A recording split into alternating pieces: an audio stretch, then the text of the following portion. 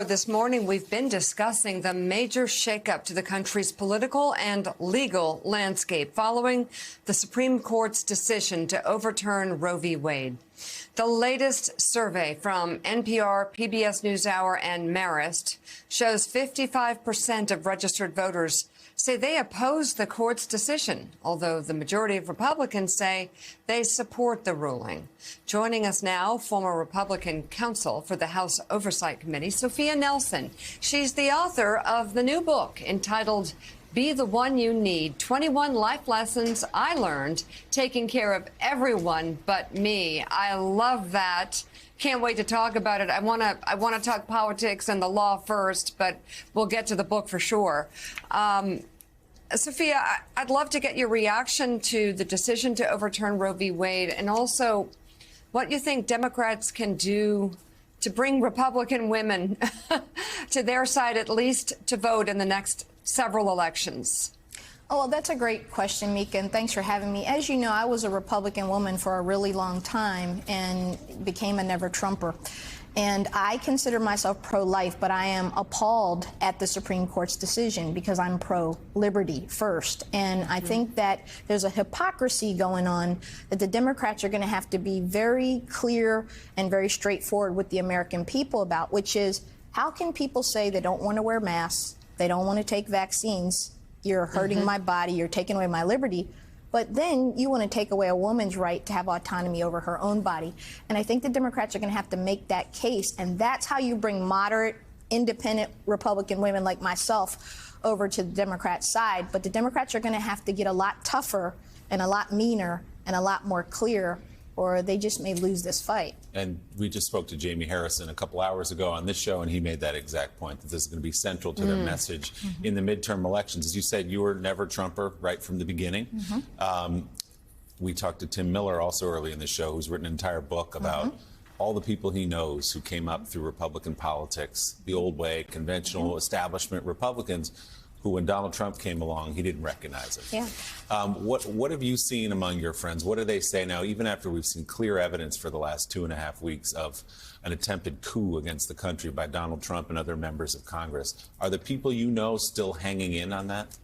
I think that it's moving the needle, the hearings. I think the hearing today will be very interesting to see what that does. But I grew up in the era of Jack Kemp, Christy Todd Whitman, Tom Ridge, George Herbert Walker Bush. I worked for him, Pete Wilson, when he was a senator. Those Republicans don't exist anymore. So I think that the people like me have left the party. They've become independent. They're gone. They don't have to be converted. But I see a lot of people that are still making excuses or saying it was Donald Trump and he's the problem, which is what I suspect, Willie, they're going to do. They're going to push this off on Trump. They're going to get rid of him, by the way. He's not going to be the nominee. I'm saying that here. Why do you say that? I just think that he's too damaged. I think DeSantis is the guy to watch. He's a different kind of Trump. He's a more clever, not as scary kind of Trump, depending on how you see it. But I think that people think we can fix this just by getting rid of Trump. He's not the problem. He was the Pied Piper. This has been brewing since 2010. And the Supreme Court just kind of really, I think, codified how bad it really is. Absolutely. And Sophia, just before we get to the book, you said Democrats need to get tougher. I think I'm going to agree with you, but tell us how. Like, what would, if you were advising Democrats for the midterms, for the next election, what would they need to focus on? How would they need to say it? Well, you know, Mika, think about it like this. Mitch McConnell is the minority leader in the Senate, and look at how powerful he still is. The gun legislation is a perfect example.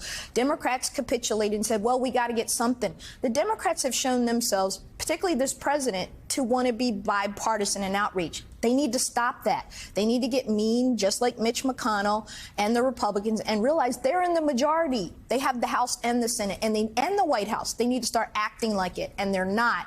And that would be my advice. Start leading like you're the leader. Start governing like you're the majority, particularly in light of Roe. I think it's going to galvanize women, particularly younger women. You have daughters, I have nieces. This is a big issue for them, and they're not happy about it. It certainly is. So let's get to your book. It is, I love it. You write in part this: as I reflect on this work, I wanted to do more than just dispense advice. Instead, what I've tried to do with these life lessons is to give you a window into my life, human to human, a window that allows you to see what happens when we do not face our life traumas or our past, a window into the stumbles we all make in life and the recoveries that are still possible if we will just practice good self-care. A window that may have given you glimpses into yourself and in so doing inspired you to make better life choices and break free of the often painful bonds of toxic family ties, broken relationships, shattered dreams, or disappointments, whatever it is that holds you captive, stuck in place, or feeling like you just can't catch your breath. My challenge for you is to live. And tell me more about why you decided to write the book. It seems to me also that you're saying, like, address things, you know, so that you can really move forward honestly. A lot of people practice avoidance because it's easier.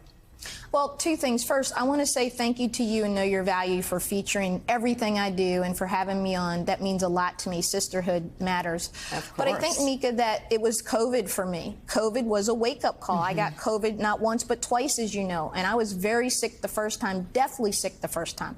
I have damage to my heart. I have damage to my lungs. I don't look like it, but I've had to work on that over the last 2 years.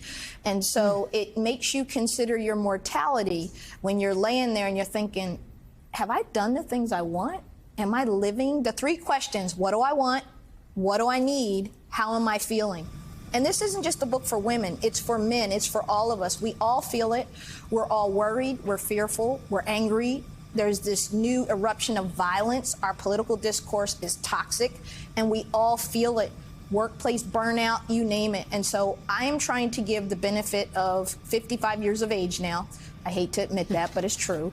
And I know some things to be true now, Mika, just as you do. We know because we've lived, and we want to share that because hopefully people will do better and they'll learn from our mistakes, our stumbles, and our triumphs. And they'll live better lives, deeper self-care, not superficial. 55 as well, Katty K. Yeah, I think there's nothing wrong with being over 50, right, Mika? None of us. Nope. I think that's a We all problem. look really good, by the way. We do.